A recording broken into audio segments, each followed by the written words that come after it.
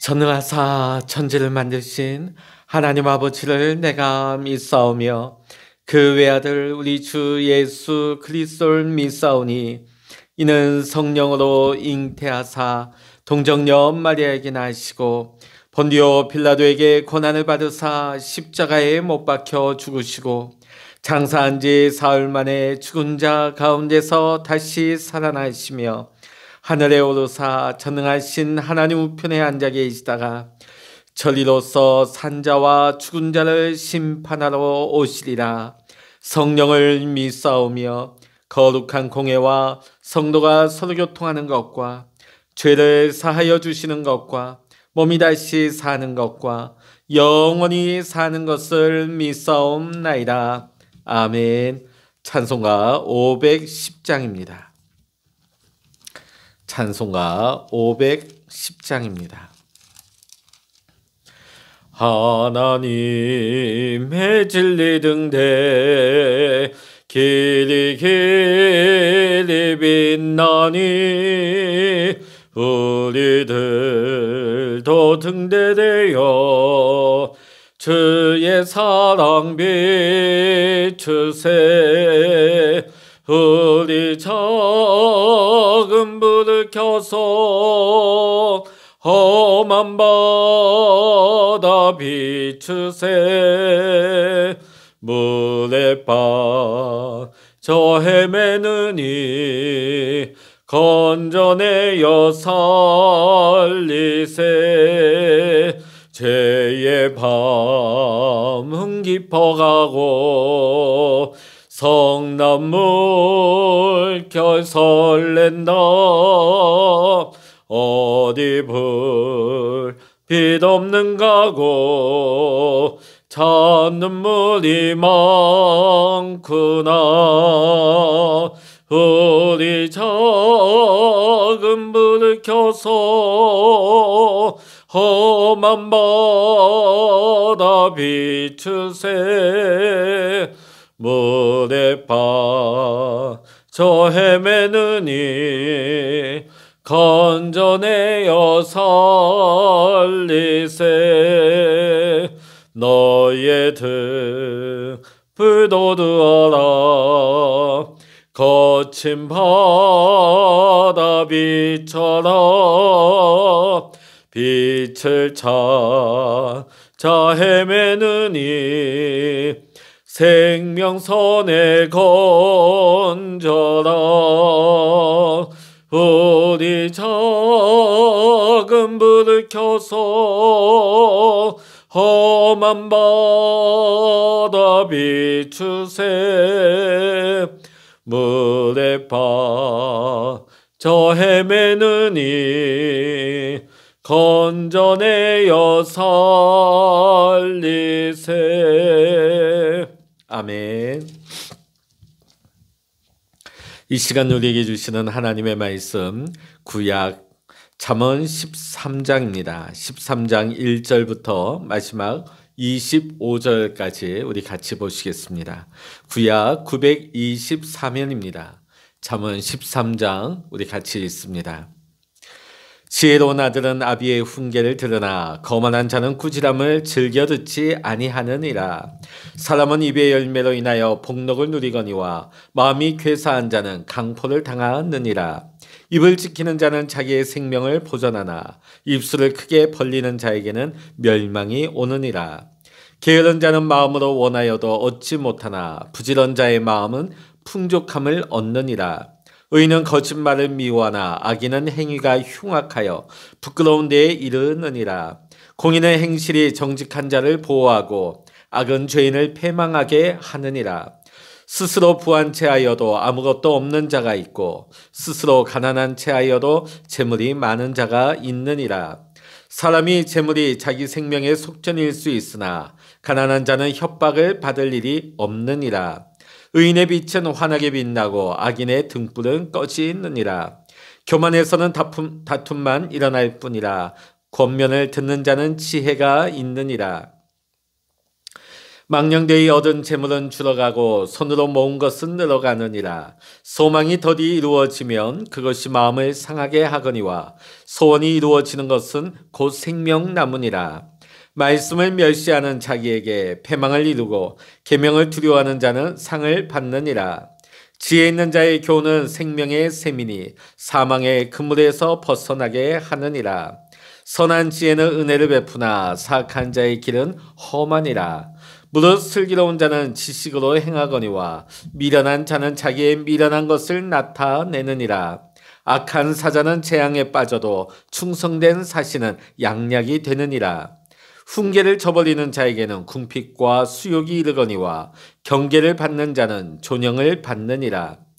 소원을 성취하며 마음에 달아도 미련한 자는 악에서 떠나기를 싫어하느니라. 지혜로운 자와 동행하면 지혜를 얻고 미련한 자와 사귀면 해를 받느니라.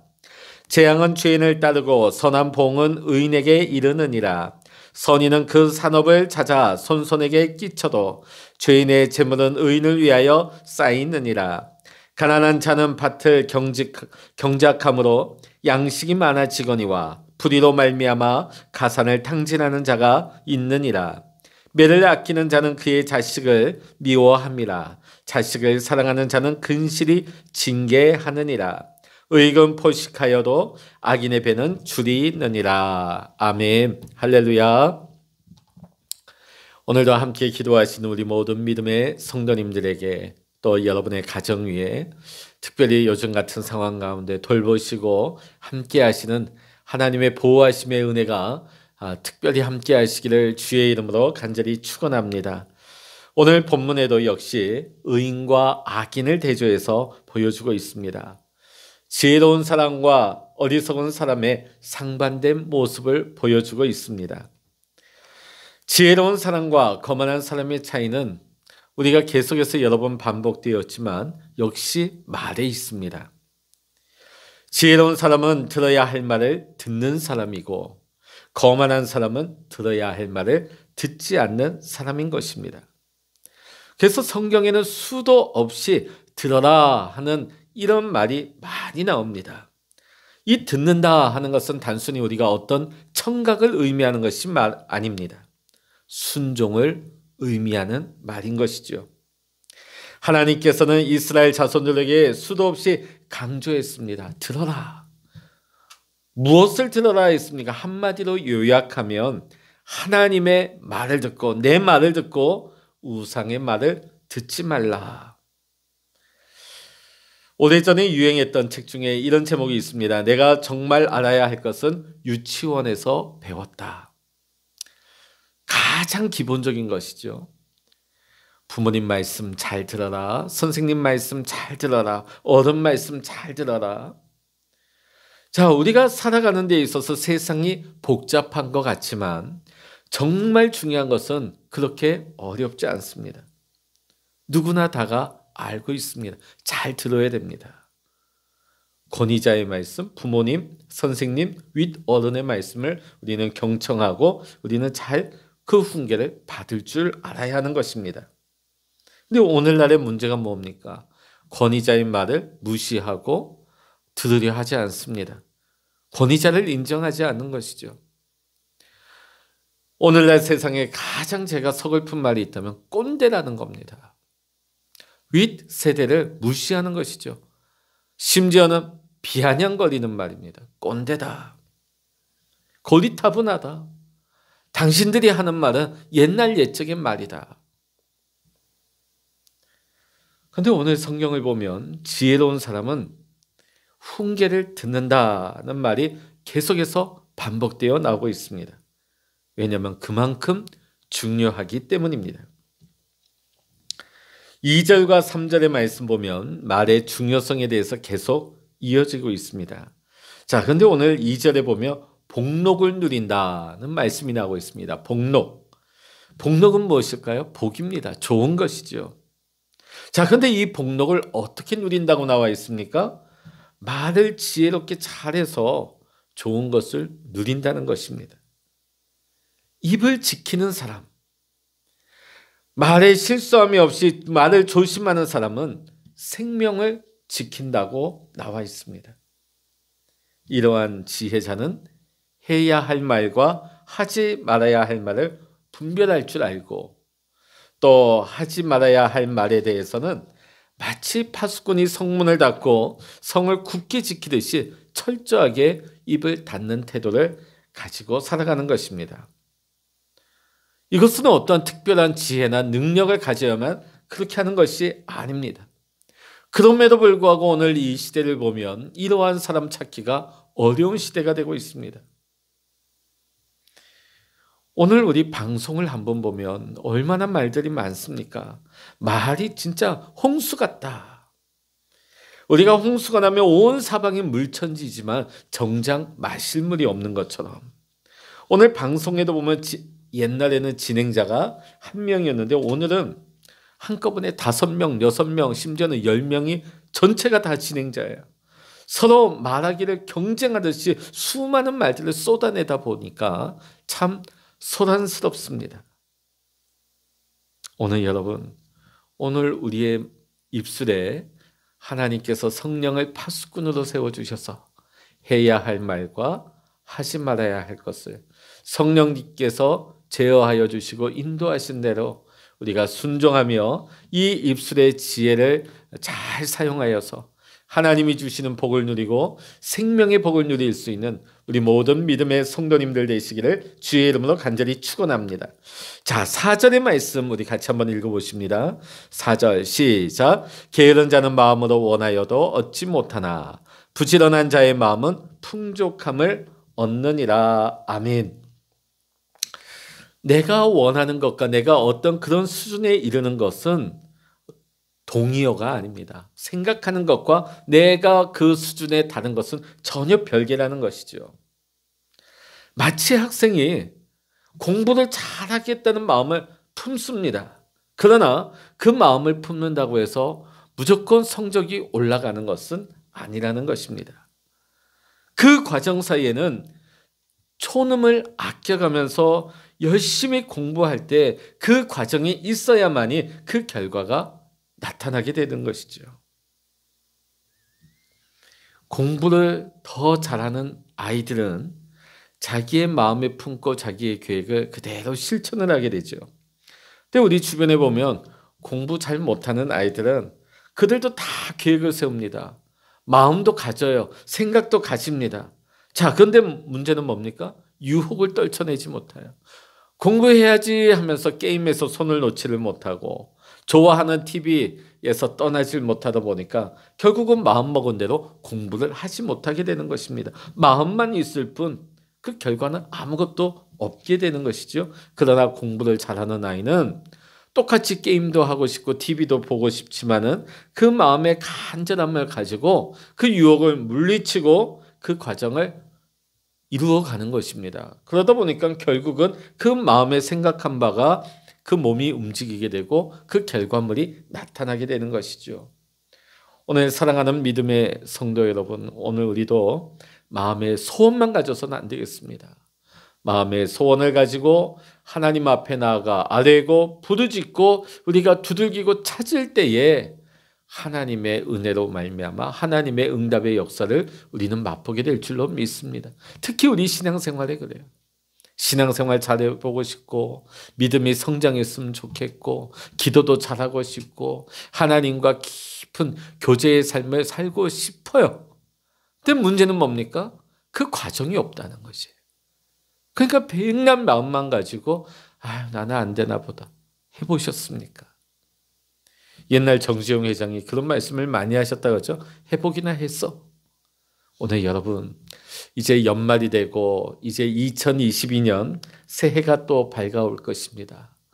새해는 여러분 마음의 소원 가지고 또 마음 먹은 대로 여러분이 그 과정을 잘 이루어가서 내년 이맘때가 됐을 때는 내가 진짜 올 한 해는 하나님 안에서 이 모든 것을 이루었다.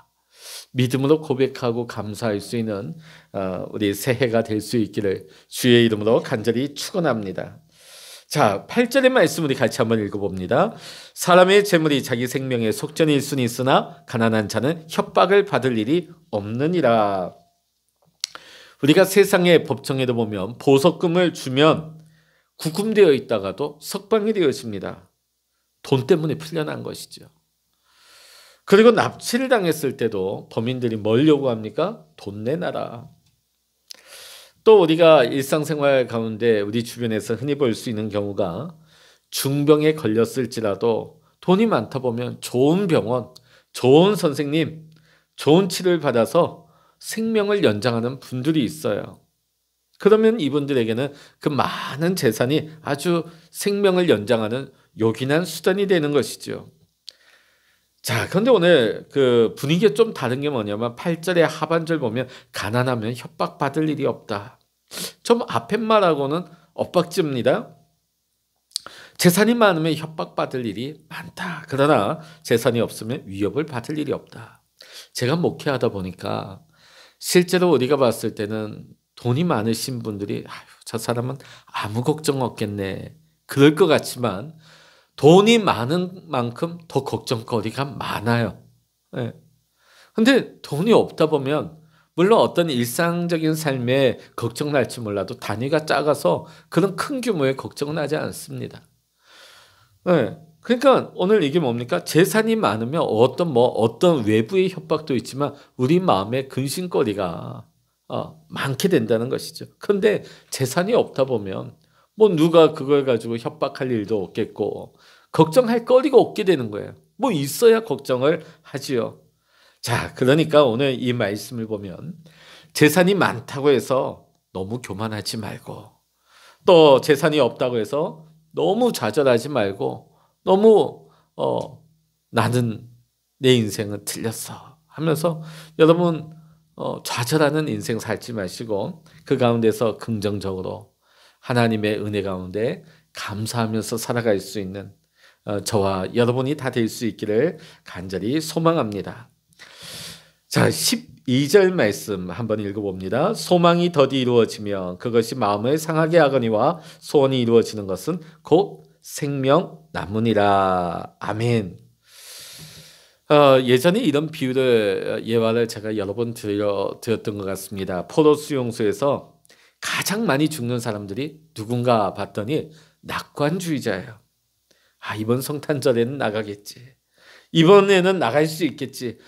그런 희망을 가졌다가 그 희망이 이루어지지 않으면 급속하게 좌절하면서 죽어나간다는 것이죠.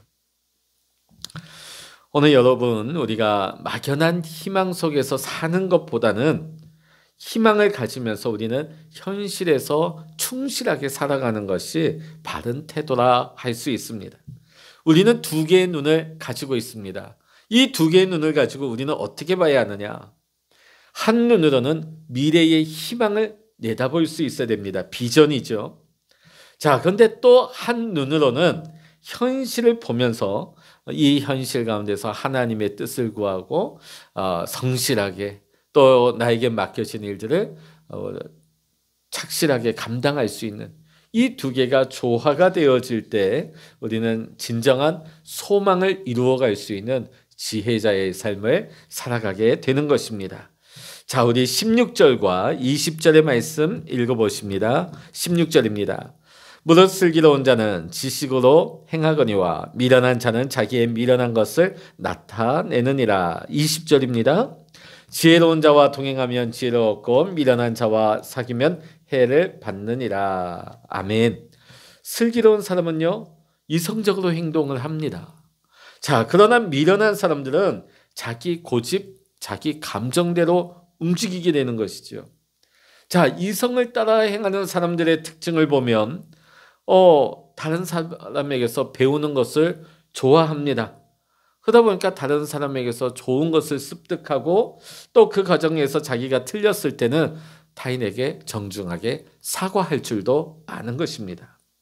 자, 그런데 미련한 사람은 어떻습니까? 자기 감정, 자기 고집만 내세우다 보니까 자기가 틀렸다는 것을 아는 그 순간에도 끝까지 인정하지 않고 끝까지 어깃장을 부리고 고집만 부리는 것이죠. 그런 사람과 가까이 지내게 되면 늘 갈등이나 충돌이 일어나게 되고 해를 당하게 되게 되는 것이 어떻게 보면 불보듯 뻔한 것입니다. 그래서 우리가 늘 내 고집, 내 감정 내세울 것이 아니라 하나님이 주시는 지혜 안에서 우리가 겸허히 들을 줄 알고 배울 줄 알고 또 내가 잘못됐을 때는 겸손하게 정중하게 사과할 수 있는 지혜자의 삶을 우리는 살아야 할 것입니다. 자, 마지막으로 24절 한번 읽어보시겠습니다. 24절. 매를 아끼는 자는 그의 자식을 미워함이라. 자식을 사랑하는 자는 근실히 징계하느니라. 아멘. 예전에 보면 요즘은 이런 부모님이 거의 없습니다. 많은 가정에서 예전에 우리 믿음의 부모님들이 이 말씀을 근거로 해서 자녀들을 훈계하고 야단칠 때가 많았던 것 같아요. 매를 아끼지 마라. 물론 매를 처음부터 막 감정적으로 되는 경우는 없죠. 매를 아끼지 말라고 오늘 말씀 봤다고 해서 그것이 애를 무작정 때리라는 말이 아닌 것입니다. 왜냐하면 나중에 때리다 보면 자기 감정을 조절을 하지 못하는 겁니다. 예전에 제가 저희 학교 다닐 때도 보면 중고등학교 때 선생님 막 우리 남자 학교에서 진짜 오늘날로 말하면 거의 폭력 수준이죠. 선생님이 학생들에게 체벌하는 수준이 얼마나 무서웠는지 모릅니다. 근데 가만 보면 처음에는 아이들이 잘못해서 맞는 부분도 있지만 제 눈에도 보니까 어떤 부분에 있어서는 선생님 감정이 실리는 거예요. 흥분해서 때리는 거예요. 그건 어떻습니까? 폭력이 되는 것이죠. 그 순간 폭력이 아니라 그 순간에는 더 이상 체벌이 아니라 훈계가 아니라 폭행이 되는 것이죠. 에베소서 6장에 보면 너희 자녀를 노엽게 하지 말라 그랬습니다. 우리는 이 말씀을 기억해야 됩니다. 우리가 감정적인 매질, 과도한 매질은 자녀를 노엽게 하는 것입니다. 아무런 효과가 없어요. 자녀를 사랑하는 부모는 자녀를 징계할 때도 주의 교훈과 훈계로 해야 하는 것입니다. 왜 혼나야 하는지, 왜 너가 이 야단을 맞게 되는 것인지, 그리고 무작정 매질하는 것이 아니라 사랑이 있어야 되는 것이죠. 자녀는 아는 거예요. 내가 폭행을 당하고 있는 것인지 아니면 사랑의 매를 맞고 있는 것인지. 사실 우리가 하나님께 우리는 하나님 앞에 정죄받아서 우리는 지옥 갈 수밖에 없는 죄인 중에 괴수죠. 근데 하나님께 우리는 은혜를 입었습니다. 아무 자격 없지만 용서받을 자격 없지만 하나님께서 우리 너무나 사랑하셔서 예수 그리스도께서 하나님께서 인간의 몸을 입으시고 내려오셔서 대신 죽으셨어요. 그러한 사랑을 우리가 잊고 구원받고 우리가 생명을 누리게 되었다면 우리가 자녀들에게도 하나님의 이와 같은 은혜와 사랑을 베푸는 것이 마땅한 줄로 믿습니다. 오늘 우리 믿음의 부모님들이 하나님의 은혜와 사랑 안에서 자녀를 사랑함으로 훈계하고 때로는 야단치게 될 때에 자녀도 느끼게 될 줄로 믿습니다. 내가 뭘 잘못했는지, 또 부모님이 나를 얼마나 사랑하기에 이렇게 안타까이 나를 훈계하는지 말이죠. 오늘 우리가 살펴본 바와 같이 잠언에는 계속해서 반복해서 악한 사람과 미련한 사람이 등장합니다.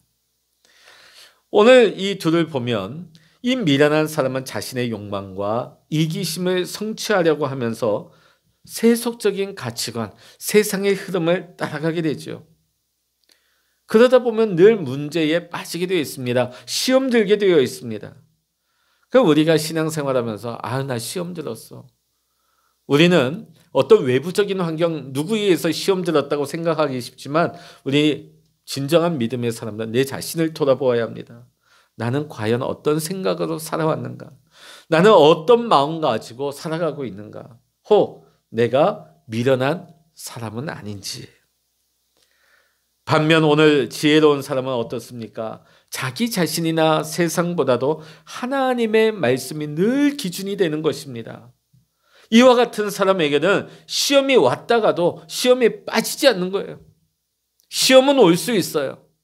그러나 늘 하나님의 말씀이 그 삶의 기준이 되다 보니까 그 시험에 빠지지 않는 겁니다. 시험을 통과하는 겁니다. 시험에 합격해서 오히려 믿음이 성장하고 성숙하게 되는 것이지요. 오늘 이 하루도 우리 앞에는 두 가지의 길이 항상 놓여 있습니다. 악한 사람의 길과 또 미련한 사람의 길, 또 의로운 사람의 길과 지혜로운 사람의 길이 동시에 놓여져 있습니다. 우리는 이 둘 중에 한 길을 선택하며 나아가게 될 것입니다. 아무쪼록 오늘 우리 모든 믿음의 성도님들이 하나님께서 오늘 허락하신 우리의 삶의 자리에서 의로운 길, 지혜로운 길을 걸어갈 수 있기를 원합니다. 마귀의 시험을 이기게 하시는 하나님과 동행하면서 오늘 우리의 삶이 복되고 오늘 우리의 삶이 생명의 길이 될 수 있는, 나도 복을 받고 내 주변에도 복을 받고 나도 살고 우리 가정도 살고 우리 후손도 복을 받는 이 놀라운 축복이 오늘 우리 모든 믿음의 성도님들, 또 여러분의 가정 위에, 여러분의 삶의 터전 위에 함께 하시기를 주의 이름으로 간절히 축원합니다. 기도하시겠습니다. 할렐루야. 하나님 아버지, 오늘도 우리 앞에 이 두 가지 길이 놓여 있습니다. 미련하고 어리석은 길, 또 의롭고 지혜로운 길이 있습니다. 늘 하나님의 말씀을 의지하여서 하나님이 원하시는, 하나님이 인도하시는 생명의 길, 지혜자의 길을 걸어갈 수 있도록 인도하여 주시옵소서. 우리는 연약합니다. 우리는 분별력이 없습니다. 성령 하나님께서 늘 우리 안에 거하셔서 우리를 다스리시고 이끌어 주셔서 우리의 입술에 말하는 것이나 우리의 행동하는 것이나 모든 만남 속에서 하나님이 뜻하시는 바대로 믿음의 삶을 하나님의 은혜와 사랑 안에서 살아가는 귀한 삶을 살아가게 하여 주시옵소서. 하나님, 요즘 계속하여서 코로나가 하나님 극심해진 상황 가운데 있습니다. 우리 성도님들 육신의 건강과 가정과 자녀들, 또 우리 교회, 또 우리 지역과 이 나라 이 백성을 하나님 긍휼히 여겨주시고 하나님 은총을 베풀어 주셔서 이 환난의 날이 지나가게 하시고 하나님 다시금 새날이 올 수 있도록 주님 축복하여 주시고 치유의 은혜를 베풀어 주시옵소서. 모든 감사와 영광을 주님께 올려드리며 우리 주 예수 그리스도의 이름으로 간절히 기도하옵나이다. 아멘. 찬양하라 내 영혼아, 찬양하라 내 영혼아, 내 속에 있는 것들아 다 찬양하라.